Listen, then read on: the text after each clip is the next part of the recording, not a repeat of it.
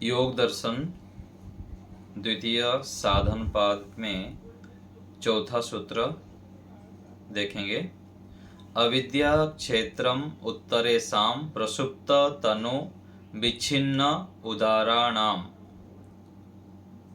शब्दार्थ: अविद्या अर्थात मिथ्या ज्ञान, क्षेत्रम उत्पत्ति भूमि अर्थात कारण है, उत्तरेषां पूर्व सूत्र में जो पढ़े अविद्या शब्द से आगे की जो अस्मिता, राग, द्वेष, अभिनिवेश आदि जो क्लेश हैं, प्रसुप्त तन्नु विच्छिन्न उदार अवस्था वालों का। तो जो 5 क्लेश हैं उनके मूल जो खेत है, भूमि है, कारण है, सबका जड़ है, क्या है? अविद्या रूपी क्लेश है। योगार्थ प्रकाश आगे देखिए पृष्ठ संख्या 113 में। इस सूत्र में अस्मिता, राग, द्वेष और अभिनिवेश इन क्लेशों की जननी अविद्या को बतलाई है। योगार्थ प्रकाश। तो इस सूत्र में क्या बताया गया है? जो 5 क्लेश हैं उन सबकी जननी मूल जो है अविद्या को बतलाई गई है। अविद्या के होने पर ये क्लेश अस्तित्व में आते हैं, उसके ना होने पर नहीं। इन क्लेशों की 5 अवस्थाएं हैं: प्रसुप्त, तनु, विच्छिन्न, उदार और दग्धबीज। ये जो 5 क्लेश हैं, अविद्या, अस्मिता, राग, द्वेष और अभिनिवेश, ये कैसे कैसे रहते हैं, किन किन अवस्थाओं में रहते हैं? तो कह रहे हैं कि प्रसुप्त अवस्था में, तनु अवस्था में, विच्छिन्न अवस्था में, उदार अवस्था में और अंतिम दग्धबीज अवस्था। प्रकरण के हिसाब से हम बहुत बार चर्चा किए हैं कि ऐसे ऐसे कुछ क्लेश हैं, अथवा जो हमारे आदत है देखा जाए तो बहुत सारे ऐसा है कि हमारा दग्धबीज हो चुका है। बहुत सारे ऐसे वस्तुएं हैं, और अलग अलग क्लेशों के विषय में देखिए अथवा साधनों के दृष्टि से भी देखिए, वो हमारा क्या है? दग्धबीज अवस्था में है। जैसे हमको कोई अभी शराब पीने के लिए बोले, पूरा संसार के साम्राज्य दे दे, हम उसको ठुकरा देंगे? वो बिल्कुल इच्छा ही नहीं होगी। इच्छा ना होना क्या है? यही तो दग्धबीज है। जो गलत चीज है उसकी ओर बिल्कुल ही प्रवृत्ति ना होना, ये दग्धबीज है। और दूसरे तरफ जो अच्छी चीज है उसको ग्रहण करना, दौड़ दौड़ के ग्रहण करना। सत्संग है, स्वाध्याय है, यज्ञ है, अच्छे दिनचर्या है, परोपकार है, आदि आदि। तो पहले अवस्था क्या है? प्रथम प्रसुप्त अवस्था। क्लेशों का सुप्त अवस्था में रहना प्रसुप्त अवस्था कहलाती है। क्लेशों का सुप्त अवस्था, सुप्त अर्थात सोए हुए रहना, ये प्रसुप्त अवस्था कहलाती है। जैसे विविध प्रकार के बीज भूमि में विद्यमान रहते हैं, परंतु जब उनके अनुकूल जल, वायु आदि होते हैं तब वे अंकुरित होते हैं। बीज तो डाल दिए, वो क्या है? अंदर, जमीन के अंदर है। बाह्य उस प्रकार अनुकूल वातावरण, जल, वायु आदि जब मिलते हैं वो अंकुरित हो जाते हैं, ऊपर आ जाते हैं। इसी प्रकार से व्यक्ति के मन में जन्म जन्मांतर की वासनाएं विद्यमान रहती हैं। हमारे अंदर जन्म जन्मांतरों की अच्छी वासनाएं और बुरी वासनाएं बहुत सारा प्रसुप्त रूप में है। तो जो कर्म, अच्छे बुरे कर्म हम करते हैं, उसका फल जो होता है, उसके संस्कार बनते हैं, उसको वासना रूप में कहा जाता है। तो वह विद्यमान रहती है, और जब वासनाओं के अनुकूल उनके उद्बोधक कारण उपस्थित होते हैं, वे उद्बुद्ध हो जाती है। मान लीजिए कोई सत्संग में गया और उसके सत्संग से संबंधित अच्छे संस्कार यदि है तो वो जाग जाता है। धीरे धीरे करके व्यक्ति वैराग्य की ओर बढ़ता है, घर छोड़ देता है, समाज राष्ट्र के लिए लग जाता है और सन्यासी बन के, ऋषि बन के फिर मोक्ष की ओर बढ़ जाता है। किसी को 10 साल में, किसी को 20 साल में, किसी को 30 साल में, कोई 60 साल में भी किसी के उस प्रकार से संस्कार जाग जाते हैं, घर द्वार सब छोड़ देते हैं।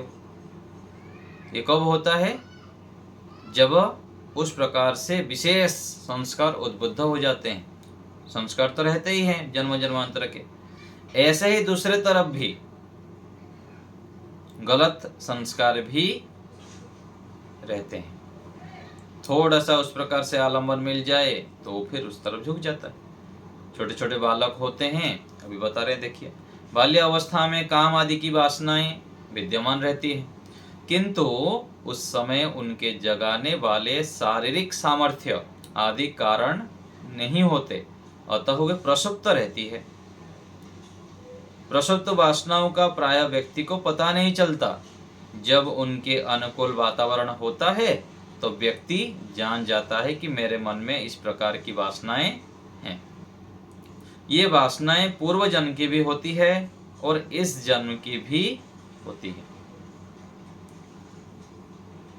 तो वासनाएं पूर्व कितने जन्मों के सारे इकट्ठा रहते हैं और इसी जीवन में भी बहुत सारी चीजें हम देखते रहते हैं, सुनते रहते हैं, पढ़ते रहते हैं, और समय ऊपर अनुसार जो आलंबन आ गया तो वो जाग जाता है।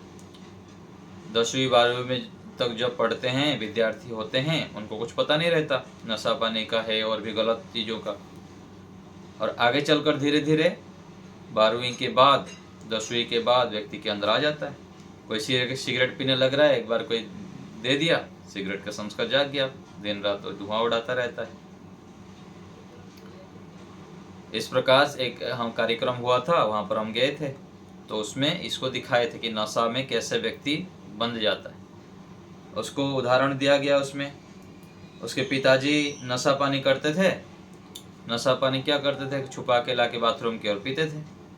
एक बार उसके बच्चे को देखने में मिल गया कि पिताजी इस प्रकार से नशा कर रहे हैं पिताजी, पता लग गया बच्चे को। तो पिताजी का संस्कार तो आया ही है, क्योंकि माता, पिता और संतान तीनों के जो कर्माशय मैच होते हैं तो संतान उस प्रकार होते हैं। तो उसमें दोनों प्रकार का होता है। माता पिता बहुत अच्छे होने पर भी बच्चे कई बार कुसंग के कारण बिगड़ जाते हैं, लेकिन अधिकांश अथवा प्राय भी कह सकते हैं कि माता पिताजी के आचरण से, अथवा माताजी की अधिकता अथवा पिताजी के कुछ यदि होता है, क्योंकि मूल बीज तो वहां से है, तो उसके कारण फिर क्या होता है, संतानों में आ जाता है। तो उसमें उस नाटिका में यही दिखाया गया कि जो उसके पिताजी है छुपा छुपा के शराब आदि पीते थे, सिगरेट आदि पीते थे, तो बच्चा फिर उस प्रकार से, बच्चा को थोड़ा सा कहीं आलमन मिल गया स्कूल में तो नशा करने लग गया, फिर ड्रग्स करने लग गया, इंजेक्शन लेने लग गया, और ऐसे करते करते करते वो घर से चुराने भी लग गया, पैसा पतर चुराते चुराते फिर वह उसका लत लग गया उसको, और इतना लत लग गया, इतना लग गया कि वो फिर पागल हो गया और फिर मर गया। और उसके पिताजी भी ऐसे, इधर बच्चा छुपा छुपा के पी रहा है, उधर पिताजी भी छुपा छुपा के पी रहे। तो ऐसे होते होते क्या हुआ, बच्चा मर गया तो पिताजी फिर रोते रहे। और ऐसे हुआ कि एक बार झगड़ा कर रहे थे, उसके जो दादाजी है वो छुड़ाने आए, तो छुड़ाने आने से जो उसके पिताजी थे, उसके दादाजी को, मतलब उनके पिताजी को कुछ ऐसे धक्का मार दिया तो वो गिर गए कहीं से, तो वो मर गए। तो बच्चा भी मर गया और पिताजी भी मर गए। तो वो व्यक्ति फिर रोने लग गया। घर में जो दादी जी थे और उनके पत्नी थे, दोनों मिलके उसको दोषी दिए, तुम्हारे कारण ही उसके पिताजी भी गए, वो भी गए। तो ऐसे हो जाता है। घर में कोई एक व्यक्ति भी यदि नशा आदि करता है तो उसका संस्कार पूरा बच्चों के ऊपर आता है, फिर उसके बच्चे के ऊपर जाता है, ऐसा करके पूरा परिवार बिगड़ जाता है। अलग अलग क्षेत्र में ऐसा ही होता है। यदि एक हमारे घर में गलत कमाई आ जाता है, गलत कमाई के कारण फिर परिवार धीरे धीरे उस प्रकार कमाई खाते हैं और फिर बुद्धि उस प्रकार से हो जाती है। इसलिए अर्थ शुचिता को बहुत बल दिया गया है। अर्थ शुचिता अति आवश्यक है। गलत कमाई यदि होगा तो उस प्रकार से अन्न जाएगा। जैसा धन वैसा अन्न, जैसा अन्न वैसा मन। इसलिए हमको विशेष सावधान रहना होता है। चाहे कम धन हो, लेकिन उसको हम अच्छे प्रकार से परोपकार में, धर्म कार्य में और अपने परिवार के हित के लिए प्रयोग करना चाहिए, संस्कारों को बढ़ाने के लिए। तो ये यहाँ पर कह रहे हैं कि जब बच्चे होते हैं तो उस प्रकार आलम्बन आने पर वासनाएं जाग जाती हैं। तो हमारे अंदर भी ऐसे ही सावधान रहना होता है। आज तो अलग अलग प्रकार से बहुत सारे विज्ञापन आ रहा है, मोबाइल में भी आ रहा है, बाजार में जाते हैं वहाँ भी आ रहा है। तो सब जगह पर इन सब से जब हम सावधान नहीं रहेंगे तो हमारे अंदर भी बहुत संस्कार है। थोड़ा सा भी आलम्बन आया तो उसमें हम कब प्रवेश कर लेंगे, कब उधर उधर फंसते जाएंगे पता नहीं लगेगा। तो ये क्या है? प्रसुप्त अवस्था। तो ये वासनाएं पूर्व जन्म की भी होती है और इस जन्म की भी होती है। इसलिए योगाभ्यासी को सावधान रहना चाहिए, अत्यधिक सावधान रहना चाहिए कि मुझ में आंतरिक रूप से प्रसुप्त वासनाएं हैं। ये चाहे जब जाग सकती है, जब चाहे तब जाग सकती है। तो ये बहुत अधिक जो है, मतलब हम कल्पना भी नहीं कर सकते हैं। इतनी सूक्ष्म रूप में हमारे अंदर आ जाते हैं दोष, और धीरे धीरे करके वो कितने विराट रूप ले जाते हैं। और जो विराटता रूप ले लेता है फिर हम पश्चाताप करते हैं, पूरा जीवन ही समाप्त हो जाता है। अलग अलग विषय है, एक रूप ले लीजिए, रस ले लीजिए, गंध ले लीजिए, स्पर्श ले लीजिए, सभी प्रकार के। और सबसे जो हानिकारक होते हैं रसना और वासना, ये दोनों। भोजन के ऊपर यदि नियंत्रण नहीं और वासना के ऊपर नियंत्रण नहीं, दोनों जीवन को पूरा बर्बाद ही कर देते हैं। इसलिए हमारे एक स्वामी जी कभी कभी बोला करते हैं कि जिसको रसना इंद्रियों के ऊपर कंट्रोल हो गया उसका आधा मोक्ष हो गया। क्योंकि खान पान के ऊपर हमें विशेष ध्यान देना चाहिए। दिन भर हम कितने बार खाते हैं? कोई 2 बार खाता है, कोई 3 बार खाता है, कोई 4 बार खाता है, कितने बार खाते रहते हैं।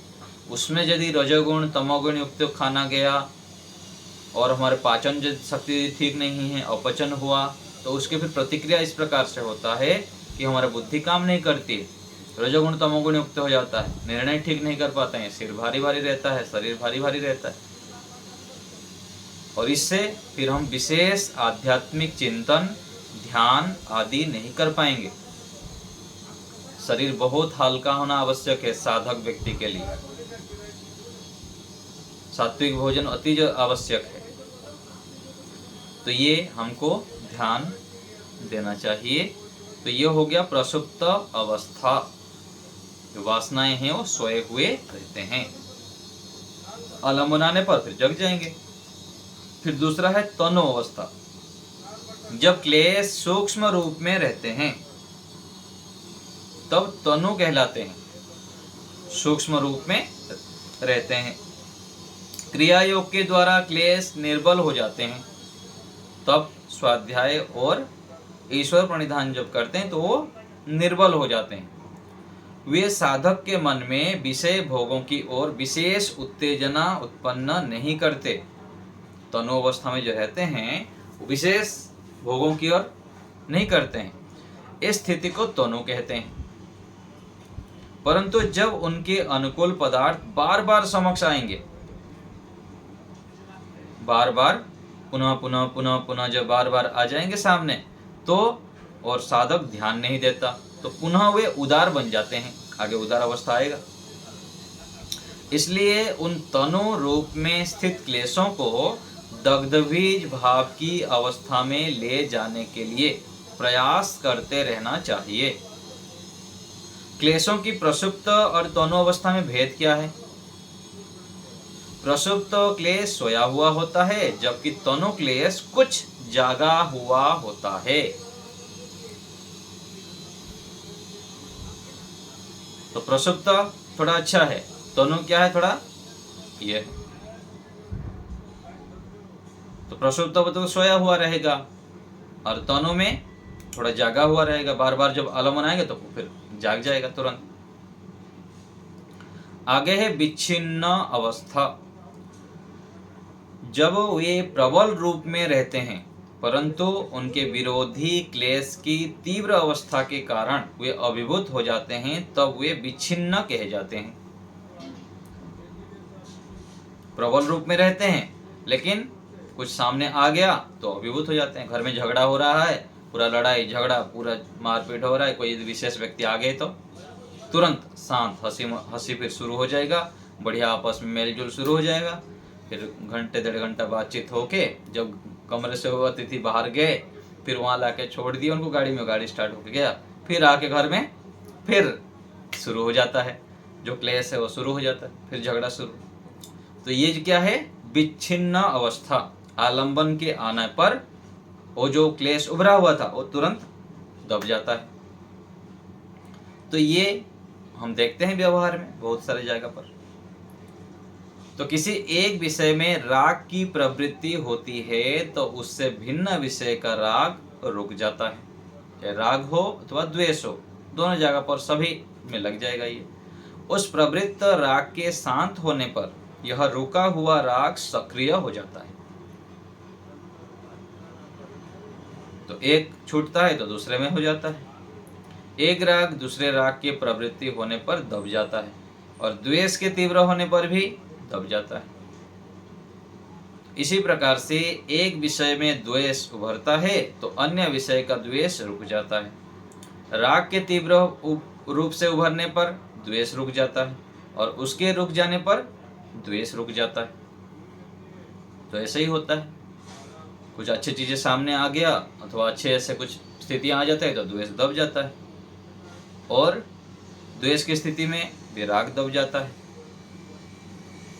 तो राग के तीव्र रूप से उभरने पर द्वेष रुक जाता है और उसके रुकने पर द्वेष उभर जाता है।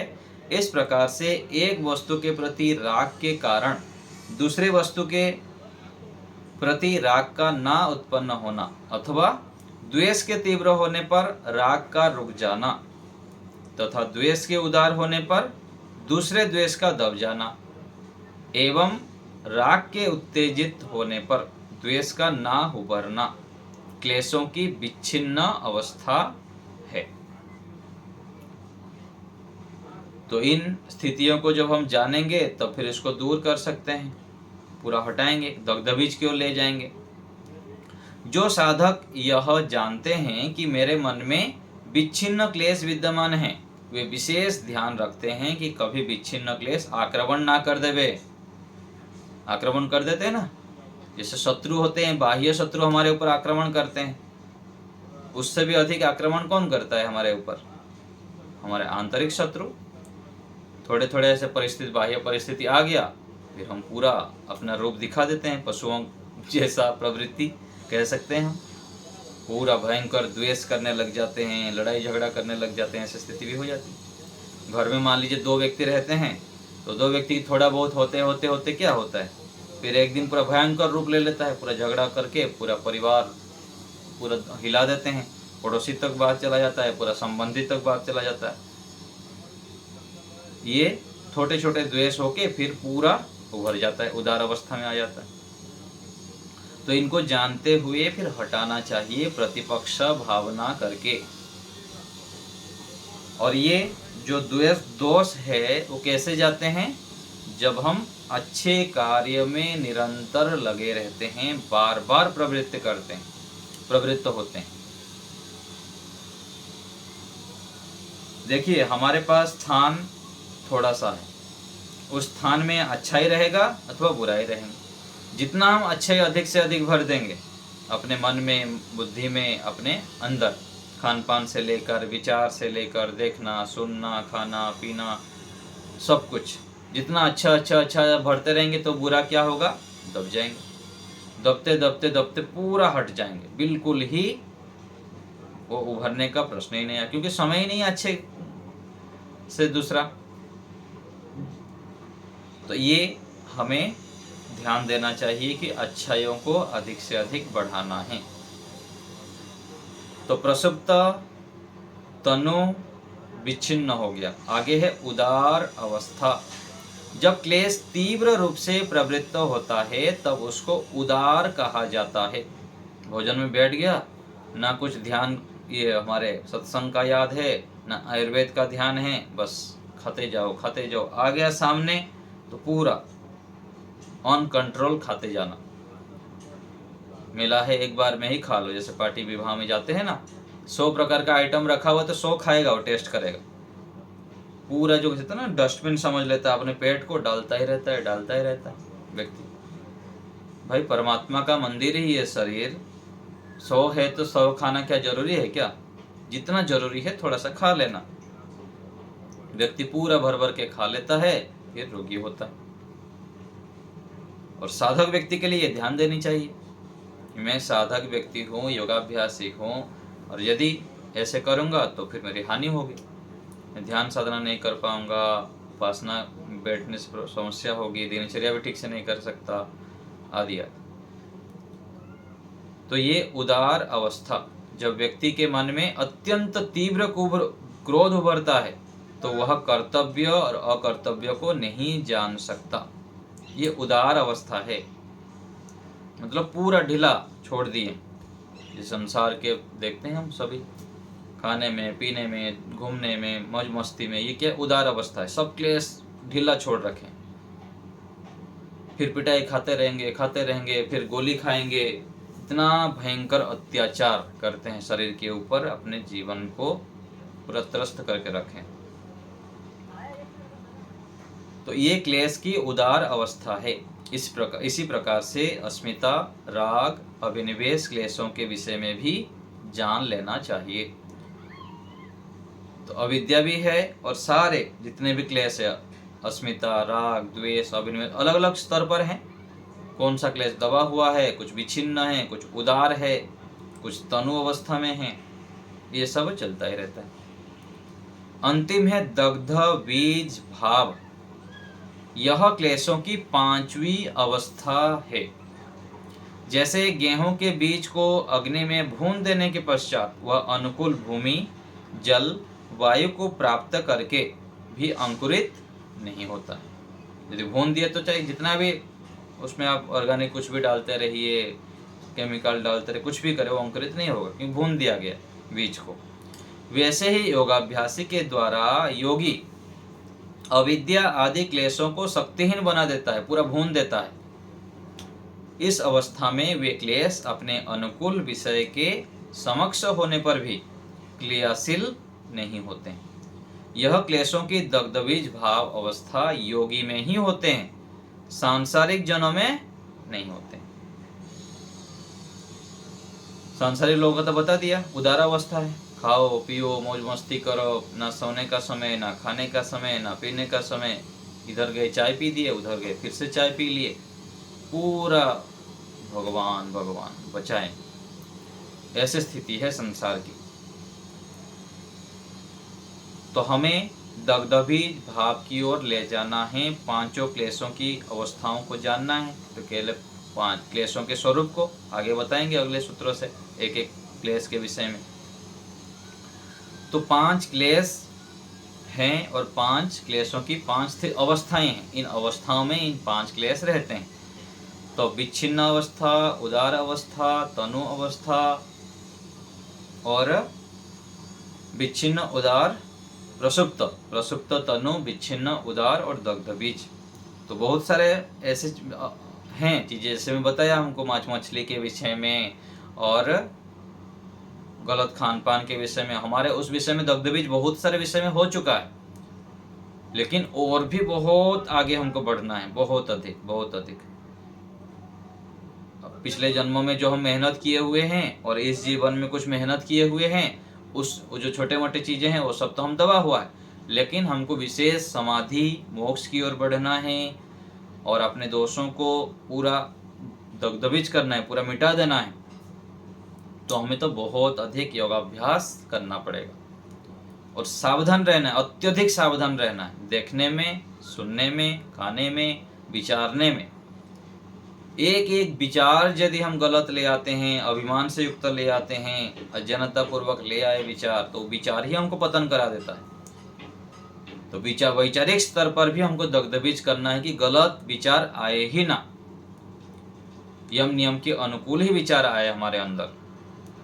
देखने के विषय में, सुनने के विषय में, वासना के विषय में, खाने के विषय में, किसी वस्तु व्यक्ति के मतलब जो है ना, कहते हैं ना कि एक होता है कि अस्तेय, चोरी की भावना ना होना, मन शरीर से नहीं लेना, मन से लेने लेना, ऐसे करते करते वैचारिक स्तर पर भी किसी के वस्तु को लेने की इच्छा नहीं होना, चाहे जितना भी अमूल्य रत्न हो। ऐसे ही अहिंसा के विषय में भी किसी के प्रति वैर भाव, द्वेष ना होना। मनुष्य को तो दूर की बात है, आगे चलकर किसी भी प्राणी के प्रति, कीड़ा मकोड़ा से लेकर सांप से लेकर किसी प्राणी के प्रति भी वैर भाव, द्वेष ना करना, क्योंकि आत्मा के तुल्य है सभी प्राणी। मैं जैसे आत्मा हूं ऐसे ही वो आत्मा है। ऐसे सोच के हमारे अंदर तैयारी करनी है कि किसी भी प्राणी के प्रति यम नियम से प्रतिकूल व्यवहार नहीं करना है। ऐसे हम प्रयास करते रहेंगे, संकल्प करते रहेंगे, योगाभ्यास करते रहेंगे तो ये स्थिति भी आ जाएंगे। असंभव नहीं है, संभव है, लेकिन बीज बोएंगे तो एक दिन वृक्ष हो जाएगा। आज हम जहाँ पर हैं, जितना भी खड़े हैं जी, जहाँ पर एक दिन हम चालू किए थे, प्रारंभ किए थे, आज यहाँ तक पहुँचे हैं। तो ऐसे ही हम जितना पुरुषार्थ करते रहेंगे, संकल्प नया नया करते रहेंगे और समय लगाएंगे, उतना हम इस स्थिति को प्राप्त कर सकते हैं। तीसरे सूत्र में आगे देखिए, तीसरे सूत्र में समान रूप से पांचों क्लेशों को पढ़ा था। वहां पर यह ज्ञात नहीं होता था कि इसमें से कौन कारण है और कौन कार्य है। इस सूत्र में अविद्या को कारण कहा गया है, मतलब मूल जड़, और अस्मिता आदि को कार्य रूप में बतलाया है। जब अविद्या रहती है तब ये चारों क्लेश रहते हैं। तत्वज्ञान के द्वारा अविद्या के नाश होने पर ये क्लेश भी निवृत्त हो जाते हैं। अविद्या कैसे नाश होगा? तत्वज्ञान के द्वारा। कुछ लोग कहते हैं कि भक्ति मार्ग में विद्या की कोई आवश्यकता ही नहीं है, बिना विद्या के ही आत्मा मोक्ष में चला जाता है। यह मान्यता ठीक नहीं है, क्योंकि वेद और वेदानुकूल ऋषिकृत ग्रंथों में विद्या को मुक्ति का अनिवार्य साधन बताया है, माना जाता है। इसलिए विद्या प्राप्ति के लिए हमको विशेष मेहनत करना चाहिए, स्वाध्याय सत्संग आदि करते रहना चाहिए। यजुर्वेद में कहा गया, विद्या अमृतम अश्नुते, विद्या से मोक्ष को प्राप्त करता है व्यक्ति। ज्ञान मुक्ति, सांख्य दर्शन में कहा गया, ज्ञान से ही मुक्ति होती है। ऐसे ही न्याय दर्शन में भी कहा गया, प्रमाण विपर्याया निश्रेयस अधिगमः, तत्व ज्ञान से निश्रेयस मोक्ष की प्राप्ति होती। ऐसे ही दुख, जन्म, प्रवृत्ति, दोष, मिथ्या ज्ञान आदि आदि को हटाने के लिए क्या करना पड़ेगा? मिथ्या ज्ञान बताया गया कि मिथ्या ज्ञान हटा तो फिर अपवर्ग मिल जाता है। न्याय दर्शनकार महर्षि गौतम जी ने भी कहते हैं कि तत्व ज्ञान से ही मुक्ति की प्राप्ति होती है, जिसका कि निम्न क्रम है। ज्ञान से अज्ञान का नाश होगा, उसके नाश से दोष हटेंगे, राग द्वेष मोह का नाश होता है, उसके नाश से प्रवृत्ति का नाश, और प्रवृत्ति के नाश से जन्म का नाश होता है, जन्म के नाश से दुख का नाश, और दुख के नाश से मुक्ति होती है। इसलिए बिना विद्या के केवल भक्ति मार्ग से मुक्ति नहीं होती। तो इस सूत्र में क्या कहा गया कि अविद्या क्षेत्रम उत्तरेषाम, जो 5 क्लेश हैं उन सब के मूल अविद्या है। अविद्या हटाएंगे, अज्ञान को हटाएंगे तो हम अधर्म से बच पाएंगे, और अधर्म से हटे फिर सुख शांति संतुष्टि निर्भीकता से युक्त हो जाएंगे और सारे क्लेशों को धीरे धीरे हटा पाएंगे। अविद्या क्या है वो अगले सूत्र में हम चर्चा करेंगे। तो इन स्थितियों को बार बार विचार करें, कौन कौन सा हमारे ऊपर विद्यमान है। जितना हम मौन रहेंगे, ध्यान करेंगे, एकांत सेवन करेंगे, अपने चित्त को शुद्ध करेंगे, स्थिर करेंगे, तो इन अवस्थाओं को हम धीरे धीरे अपने अंदर अनुभव कर पाएंगे। क्या क्या मेरे अंदर दोष है, किन अवस्थाओं में है। जब पकड़ में आएगा तो फिर सावधान रहते हुए उसको हटा पाएंगे। तो ये आज हो गया। इसमें कुछ पूछना है तो बताइए। हाँ लता माता जी बोलिए। अच्छा जी, नमस्ते। नमस्ते। ये हमारे अंदर ये सब क्लेश ऑलरेडी हैं, मतलब वो रहते हैं। हाँ जी, हाँ जी। मतलब हम अभ्यास करेंगे, अच्छे अच्छे ये संस्कार डालेंगे, तब जाकर वो दबेगा या तो बाहर जाएगा, ऐसा। हाँ जी, ये सारे हमारे अंदर है, इसलिए तो जन्म हुआ है। पांचों क्लेशों में से कुछ कम है, कुछ अधिक है। कोई 10% होगा, कोई 50 है, कोई 80 है, कोई 100 है। पांचों क्लेशों की अलग अलग स्थितियां हैं। उसमें से जो है हमको केवल अच्छे कार्य करते जाना है, करते जाना है। तो धीरे धीरे ये क्लेशों के विषय हमको पता लगेगा, कहाँ कहाँ हमको अज्ञान है।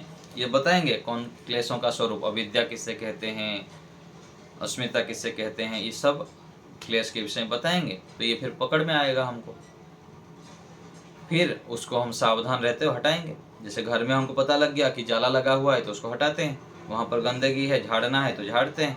ऐसे ही हमको पता लगता है कि हमारे अंदर इस जगह पर ये सब अशुद्धियाँ हैं, इनको हटाना है। बाहरी शत्रु जैसे होते हैं, हम उनको हटाने के लिए प्रयत्न करते हैं। ये आंतरिक शत्रु, ये तो बहुत खतरनाक है, हमको धराशायी कर देंगे। तो इन शत्रुओं को हमको हटाना होगा। और एक वो जैसे बोलते हैं ना, कि विद्या जरूर है, आप बोले तो हमारे मतलब सोसाइटी में जैसे, मतलब ये में संसार में बोलते हैं कि अंतिम समय में अगर हम भगवान को स्मृति आ जाए तो मुक्ति मिल जाता है या मोक्ष मिल जाता है, ऐसे। तो ईश्वर का ये हम विद्या से ही करना चाहिए क्या? हाँ, विद्या से ही करेंगे। ये तो ऐसे बता दिया जाता है, ऐसे गपोड़े जैसा, अथवा कह लीजिए मन को संतुष्टि देने के लिए, कहानी रूप में तो ठीक है ये सुनने के लिए। लेकिन ऐसा नहीं है, ऐसा नहीं है। एक एक स्टेप बाय स्टेप जाके अपने दोषों को हटाना पड़ेगा, तब जाके आपको विशेष अगले जन्म में अच्छे माता पिता मिलेंगे, अच्छे गुरु आचार्य मिलेंगे, अच्छे परिवेश मिलेगा, और हम जल्दी मोक्ष की ओर बढ़ पाएंगे। अथवा इसी जीवन में अत्यधिक पुरुषार्थ करेंगे तो मोक्ष को प्राप्त कर सकते हैं। केवल अंतिम समय में भगवान राम को अथवा ओम का जप कर लेंगे तब मोक्ष हो जाएगा, ऐसा नहीं है। अच्छा, सिर्फ ईश्वर प्रणिधान से नहीं होता है? नहीं, केवल ईश्वर प्रणिधान सहायक है, तीव्र सहायता करता है जल्दी जल्दी हमको उधर बढ़ने के लिए। हमारी बुद्धि जल्दी से शुद्ध होगा और ईश्वर प्रणिधान विशेष करेंगे तो आपकी बुद्धि तीव्रता से जागेगी, तो हम वेद शास्त्रों को पढ़ने लगेंगे, उसके तात्पर्य को जान पाएंगे, व्यवहार को अच्छी प्रकार आप समझ पाएंगे।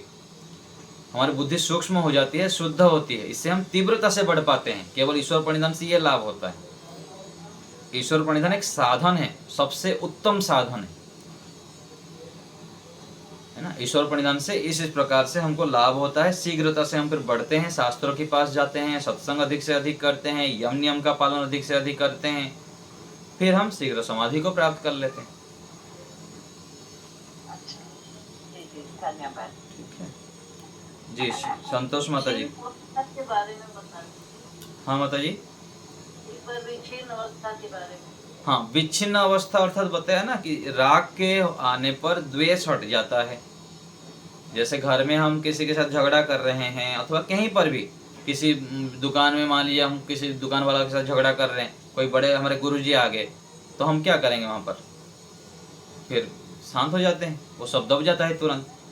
परिवार में ऐसे झगड़ा कर रहे हैं, कोई वाद विवाद हो रहा है, कोई बड़े व्यक्ति आ गए, स्वामी जी आ गए, गुरु जी आ गए, कोई हमारे बहुत अधिक सम्माननीय व्यक्ति आ गए, जितने देर तक घर में रहेंगे उतने देर तक क्या करेंगे हम? बढ़िया खुशी हंसी मजाक और जो भी सुख दुख है उसको बढ़िया से करेंगे।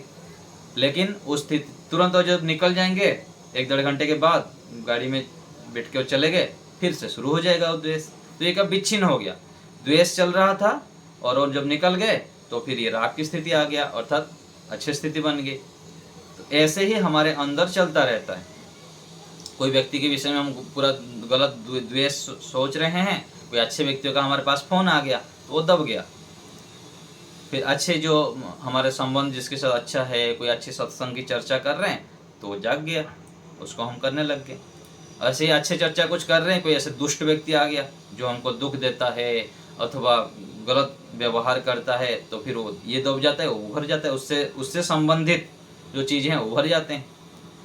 ऐसे ही हमारे जीवन में भी होता है, बहुत दोनों चीज़ें हैं, अच्छे संस्कार भी है और हम बार बार जब करेंगे तो ये जो गलत संस्कार है सब दब जाएंगे। ये विच्छिन्न अवस्था मतलब छिन्न, छिप जाते हैं। हाँ, एक दब जाता है, एक उभर जाता है, ये है। आलंबन आने पर उभर जाते हैं। हाँ, और दोनों तो है, दोनों अपने अपने स्थान पर है। एक आया तो दूसरा हट गया, दूसरा आया तो ये हट जाता है, ये विच्छिन्न अवस्था है। और इससे मतलब यदि हम तुलनात्मक दृष्टि से देखेंगे, सबसे श्रेष्ठ हो गया इसमें दग्ध बीज, और दग्ध बीज से थोड़ा अच्छा कौन सा है, प्रसुप्त अवस्था है, और प्रसुप्त से थोड़ा अच्छा कौन सा हो गया, तनो, है ना, तनो और विच्छिन्न। और अंतिम जो सबसे निकृष्ट क्या हो गया, उदार। उदार से आगे चलकर हमें तनु को ओर जाना चाहिए, फिर प्रसुप्त, विच्छिन्न तो वो चलता ही रहेगा। तो ये सब स्थितियां अलग अलग क्लेशों के विषय में हमारे रहते हैं, तो हमें उसको जानना है और बार बार योगाभ्यास करते हुए, जप करते हुए, परोपकार आदि जितना हम कार्य करते जाएंगे तो ये सब ऐसे तो मोटे मोटे रूप में दिखेंगे, लेकिन बार बार ईश्वर के सानिध्य जब हम करेंगे तो ये धीरे धीरे धीरे धीरे करके कब नष्ट हो जाएंगे हमको भी पता नहीं लगेगा। ऐसे भी है, जब हम अच्छे कार्य करते जाएंगे तो ये सब नष्ट हो जाएंगे। तो अच्छाई की ओर कब बढ़ जाते हैं हमको भी पता नहीं लगेगा। कितना जल्दी हम शीघ्रता से ऊंचाई की ओर बढ़ सकते हैं, और सावधान ना रहने पर कब भी कैसे गिर जाएंगे हमको भी पता नहीं लगेगा, अलग अलग कुछ कुछ क्षेत्र में। तो इसलिए दोनों क्षेत्र में हमको सावधान रहना है, अच्छाइयों को बढ़ाते रहना है और बुराइयों को भी सावधान होकर ब्रेक लगानी। ऐसे ऐसे आलम्बन आ जाते हैं, हम देखते हैं समाज में, हमारे साथी मित्रों को भी देखे हैं, और व्यक्ति तुरंत धीरे धीरे धीरे धीरे आलम्बन के आधार पर कभी गिर जाता है। गुरुकुल से व्यक्ति निकलते हैं अथवा माता पिता से संतान दूर जाते हैं तो गलत संगति आ जाते हैं, गलत आलम्बन आने पर फिर जो पिछले संस्कार है वो जाग जाते हैं भीषण रूप में, और व्यक्ति को पूरा पतन की ओर ले जाते हैं और पूरा आमूलाचूल परिवर्तन कर देते हैं। व्यक्ति हम कल्पना भी नहीं कर सकते हैं। अच्छाई की ओर भी ऐसे ही देखते हैं कि व्यक्ति इतना अच्छा कैसे बन गया, और बुराई की ओर भी इतना बुरा कैसे बन गया व्यक्ति। क्यों? क्योंकि कितने जन्मों के संस्कार हमारे चित्त में इकट्ठा है। सावधान ना रहने पर पूरा व्यक्ति को गिरा देता है। तो हमें विशेष पहरी देना है, मतलब सावधान रह के उसको ये करना है, नहीं तो असुविधा हो जाएगी और हम गिर जाएंगे। निर्मला माता जी, नमस्ते आचार्य जी। नमस्ते। जब पर सुख जो क्लेश है, इसलिए जानते हैं ये दोनों ही हो सकते हैं। पिछले जन्म में तो अधिक है और इस जीवन में भी होता है। बहुत सारी चीजें ऐसे ही हम किए हुए हैं छोटे से आयु से, और मान लीजिए कि हम एक समय के बाद स्वाध्याय सत्संग आदि करने लग गए तो दब जाता है, और फिर उसके अनुकूल उस प्रकार से बार बार जब आएंगे वो भी जाग जाएगा। ये भी हो सकता है, केवल पिछले जन्म का नहीं कह सकते हैं। दोनों कहा गया ना यहाँ पर, कुछ तो जन्म जन्मांतरों के भी होते हैं और इस जन्म के भी कुछ होते हैं, तो दोनों में ये घटा सकते हैं।